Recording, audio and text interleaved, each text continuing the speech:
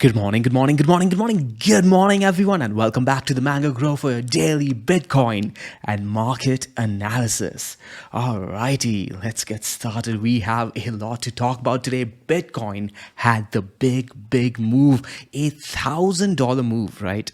The last time I did a video, Bitcoin was still sitting at around 17,200, and today we're sitting at 18,200, and everyone is asking me, hey Sean, should I be buying Bitcoin now? And in today's video, I'm going to be going over a few charts, actually many charts, that's going to help make that decision a lot easier for you. And by the end of the video, you guys should know what my opinion is on whether or not you should be buying Bitcoin at this current juncture. And let's not forget, we also have the CPI data that's going to be coming out in a few hours. But before we do that, we're going to do a dashboard analysis, right? We're going to discuss the bearish divergence trigger that led to the big buy opportunity on Bitcoin. We're also then going to go ahead and do a quick volatility analysis on the various cryptos that are relevant at the moment, something interesting popping up in regards to XRP. And then we're going to move on over to CPI, which is coming out later today. That's going to have implications on the big FOMC meeting coming up in 2 weeks, right? First week of Feb, I believe it's 1st of Feb actually that we have the FOMC meeting. And then we're going to circle back on over to our big trade idea, the cascading pattern trade, right, that we've been talking about. We got the first trigger a few days ago, like around the beginning of the week, right? Bitcoin closed the weekly right above the pattern that we've been discussing over here, the mini pattern, right? The ascending triangle, and immediately seeing continuation. But hey, we do have something interesting going on right over here. Remember, if this pattern triggers, we do have an initial target of around $25,000. And then if all goes well and we clear 25K, we have an eventual target of around $40,000 to $50,000, right? But hey, we're getting ahead of ourselves. Let's go ahead and get started with the analysis. So we're going to go ahead and start with the dashboard from yesterday, right? So right here, I have a screenshot of what the dashboard looked like yesterday. The last video I did was a couple of days ago. And at that point, let me just scroll down to the chart that we have over here. At that point, we were discussing this trade opportunity, right? Where I combined what we were seeing on the dashboard along with what we were seeing on the charts, right? And what we were seeing on the dashboard at the time was that the 4-hour volatility was high, right? We had high 4-hour volatility, but on the 12-hour and on the daily, we had low volatility with trends long. So we had long across the time frames, but the volatility on the 4-hour was really low. So we said, hey, let's look for a pullback, right? If we do get that pullback, that is an opportunity to be selling, right? So over here we had resistance that we had marked out. You guys remember I had marked out a zone. So we marked out that resistance level. We got the pullback, right? That was a good opportunity to short too if you were so inclined. And then we looked to build that long position along the Tenkin, right? And we got that opportunity. But the next day, there was another gift of an opportunity for you guys. And that was on the dashboard. We got that bearish divergence right over here. But remember, the trend is still long, right? You have a long trend as well as a bullish Ichimoku call right over there, right? So for those of you who are new to the dashboard, right over here, this cloud icon with the upwards arrow means bullish Ichimoku. So you got the bullish Ichimoku call with the long trend on the 4-hour as well as the daily that had switched just a couple of days ago, right? So we had all of that going for us, and then you got your bearish divergence call giving you the trigger saying, hey, I may actually see a buying opportunity. And my oh my, what a buying opportunity it was, because this wasn't just your normal bearish divergence.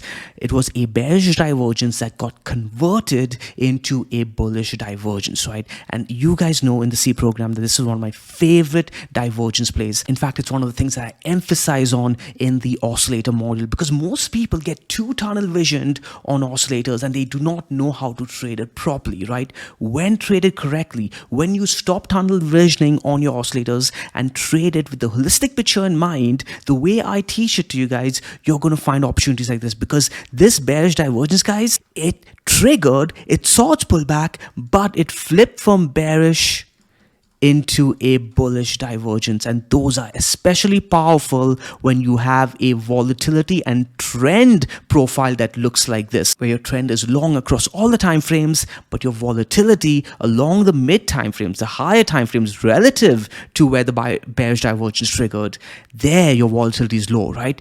That's when you get a move like we saw today. All right, you know what? Let's go ahead and quickly switch on over to the charts, because I think this is going to be best explained on the live charts, especially for those of you who are not in the C program. This could be a quick crash course on using your divergences properly, right? I'm going to try to explain it the best I can in the brief period that we do have available in this video. Okay, so over here we're looking at the 4-hour time frame. We do have our oscillators opened up, and I want you guys to look down over here at your RSI between this period and this period. I'm going to go ahead and quickly highlight it for you guys. This area over here, okay, this was where your bearish divergence was identified. Now remember guys, when you see something trigger on the dashboard, don't just take it at face value and trust it fully. Okay, this is coming from me. I'm telling you guys, do not trust anything, verify. The dashboard is supposed to be used as a convenience tool for you to identify opportunities without having to go through chart by chart by chart, indicator by indicator by indicator. So when it triggered the bearish divergence, right, when it actually gave you guys the bearish divergence call, come on over to the charts and actually look at it.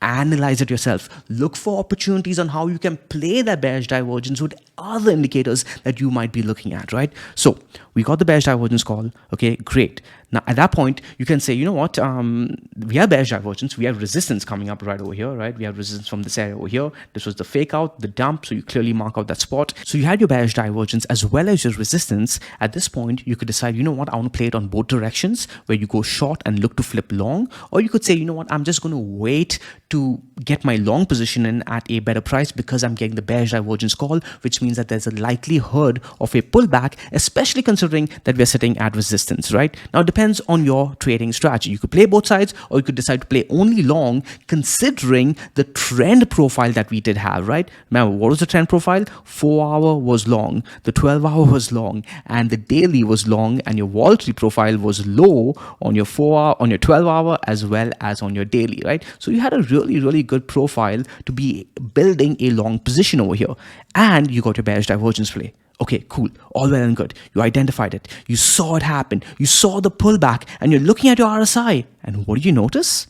Whoa, this bearish divergence is flipping into a bullish divergence, because all you have to do, guys, is look at this point over here, and look at this point over here, and look at your RSI. What did the RSI do?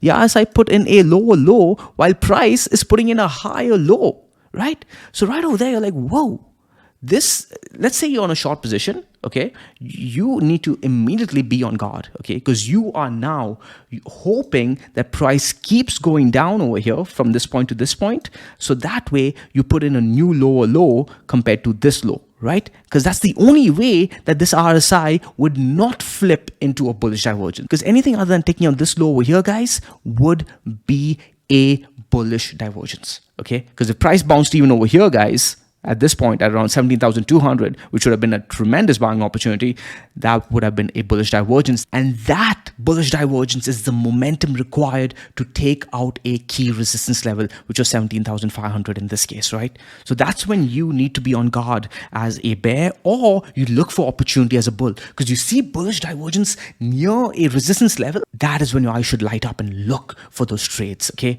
But let's say you didn't take that trade. Let's say you didn't long over here, okay? That's still well and good, guys, because look at the candle that came in right after. And by the way, the trigger for the bullish divergence was on the candle close over here. Okay, it wasn't over here.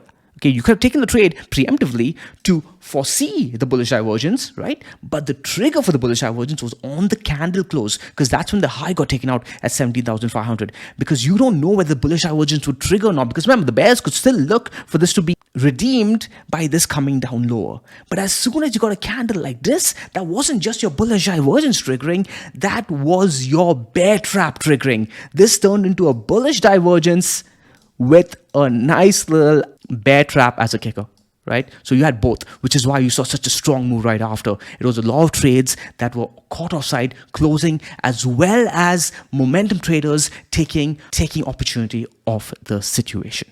Alrighty, so back on over to our notes, and we're going to go ahead and scroll down now. And we're going to take a look at the current posturing of the dashboard. Over here, what we're looking at is essentially the 4-hour time frame over here and the daily over here, right? So let me just go ahead and note that down. This is the 4-hour time frame, and we can see that across all of the top 4 assets on the dashboard, we have high volatility on the 4-hour time frame, but on the daily time frame, we kind of have a different posturing for everything other than Avalanche, which is sitting at 90 on the daily time frame. And I do want to identify Avalanche over here for this little flag that has turned up. It essentially denotes unusual volume, right? So we have unusual volume. This thing is already up 26%. It flipped long a couple of days ago, which is really interesting. There was enough time to be getting into this trade. I did not take this trade, unfortunately. A good move in Avalanche, but the unusual volume over here is making me wonder if this is event driven. And we're going to keep an eye on Avalanche. I do like how this thing does trade when it does get bullish. So we'll keep an eye on decreasing volatility on the daily as well as the 12-hour time frame. I want to see the volatility compress, and I want to see good structure in the charts. And hopefully we can find another opportunity where it puts in a bearish divergence leading into a bullish divergence trade, right? Kind of like what we explained in the current example with Bitcoin. Remember, just because you guys missed the Bitcoin trade doesn't mean it's a missed opportunity forever. You guys just learned something new today, so you can now go ahead and apply it on future opportunities that will come along. Okay, so yeah, Bitcoin volatility in the 4-hour sitting pretty high, but on the daily, the volatility is still relatively low. We're sitting at 44 on Bitcoin, 48 on Ethereum. So while you may be tempted to think, wow, Bitcoin has had a very big move, I kind of want to stay away from this. What the dashboard is saying is that relative to what it could move, this isn't all that high just yet. So yeah, I still think that the best time to have been getting into the Bitcoin trade was a few days ago. Up until yesterday, it was still a good time, especially when we got that pullback, right? That was a gift. I remember telling Krisha too, I'm like, man, I can't believe Bitcoin is giving people another opportunity if it does want to see continuation. And hey, it actually did. XRP, still blue, volatility still blue, but the daily is still neutral, right? So let's wait for this to flip long before getting all that excited. But I do want to take a look at the chart. If we do get time today at the end of the video, I may just look at the chart. AVAX will come back to another day. Volatility is too high for me to be considering it at the moment. Okay, let's go ahead and do a quick volatility profile. Over here, we've already kind of discussed the volatility today, so there's not all that much to discuss, but I do want to compare to what it looked like yesterday, especially for Ethereum and Bitcoin, right? This, not yesterday, the previous trade, which was 2 days ago, right? So this was 2 days ago, and this is today, okay? We are comparing the daily for the most part over here, guys, because you can see a massive change in the volatility from 2 days ago to today. Volatility was sitting at 9 and 28 for Ethereum. You guys can see that Ethereum volatility is not increased as much as Bitcoin's, but still, guys, blue, and now orange, right?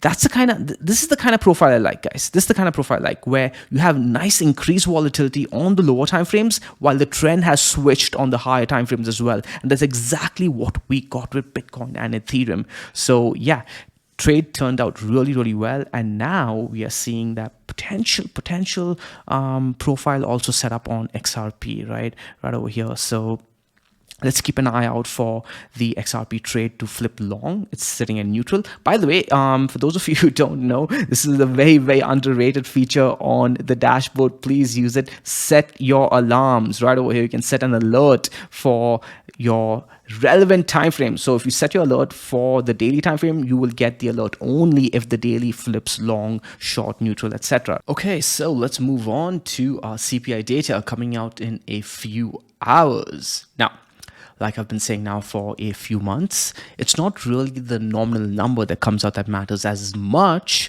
as the expected value compared to the nominal number, right? So currently, for example, the CPI year-over-year data is expected to come in at 6.5%, right? So what matters more, guys, is not whether CPI comes in high or low. What matters at this point is how much it comes in relative to the forecast, right? For example, CPI may come in at around 5.5%. And many people may think, hey, that's still a very high inflation number. And they may be right. But that doesn't matter all that much, because the market expected things to be way worse, right? The market expected things to be 6.5%. So as soon as 5.5% comes in instead, this is going to be considered bullish. And that's because the actual print beat the forecast, right? So the markets were presented with a pleasant surprise and the markets will go up, even though you may think that 5.5% is still a very high number. So remember guys, it's always anchored to the forecast, and the forecast is the expectation.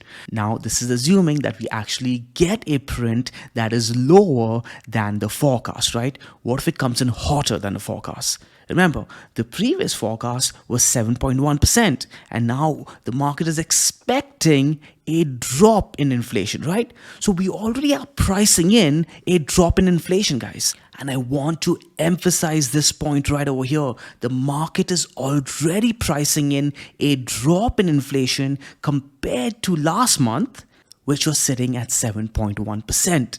So anything higher than even 6.5% is going to be the market saying, oh damn, this came in hotter, right? So even if we get something like, let's say, a 6.8%, okay, and it's lower than the previous month, the market is going to be like, oh damn, and we may actually see a sell-off if we don't beat the 6.5 expectation, right? So keep that in mind, guys. The market is already pricing in a drop of inflation year over year, okay, year over year, from 7.1% to 6.5%.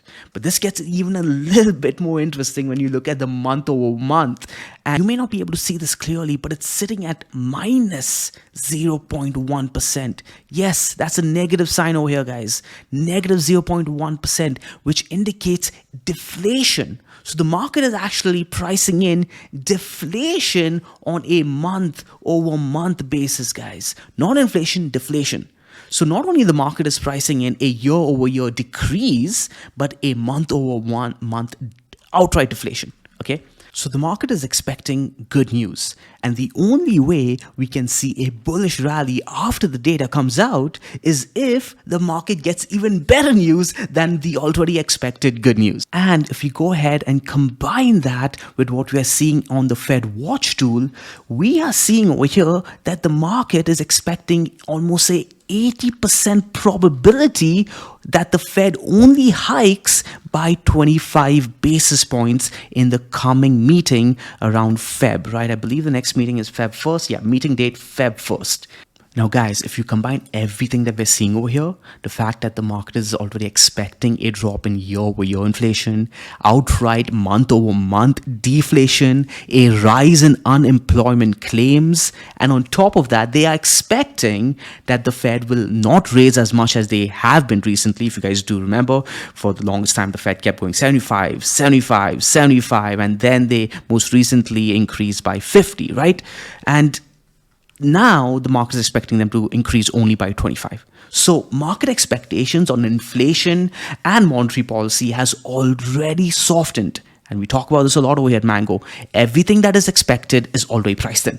So if everything that is expected is already priced in, we need to get much better news than all of this. So something better than 25 basis points is going to have to be a raise of 0, right? So the Fed needs to come out and say, hey, we think that we've raised enough and we're not going to raise anymore. At least for this meeting, we're not going to be raising anymore.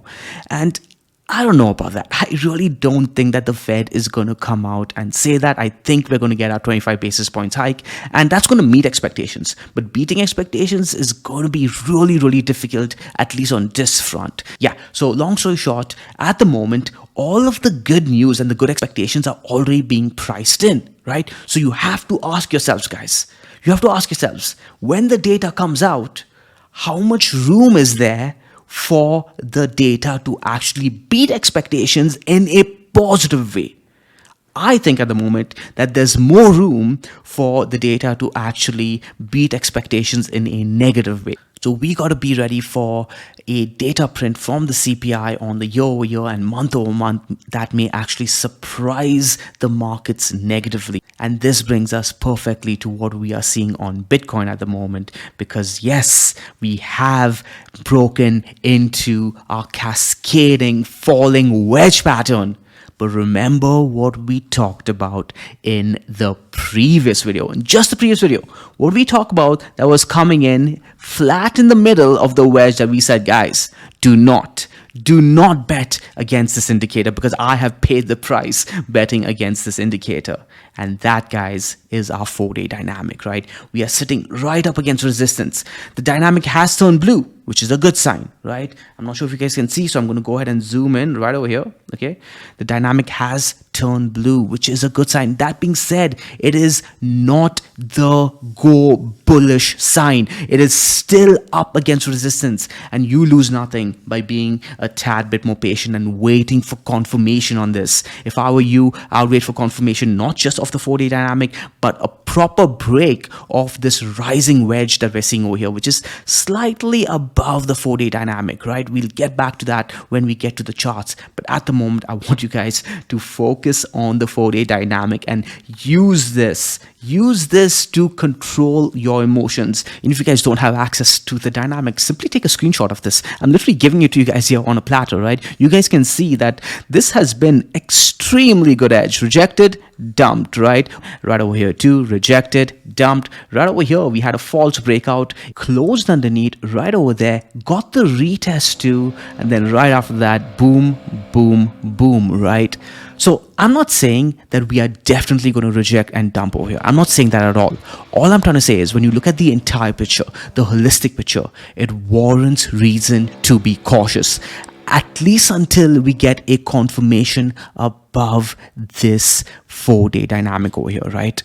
Okay, so with that, guys, I'm going to be wrapping up the video over here. I do want to get this video out before the CPI data does come out. I hope you guys enjoyed this video. Again, if you guys have been enjoying this new style of content, please let me know in the comments down below. It takes a lot of effort and time to put this entire presentation together. So your comments have been really, really motivating. So please keep them coming. Hit the like, hit the subscribe. I'll see you guys in the next one. Ciao.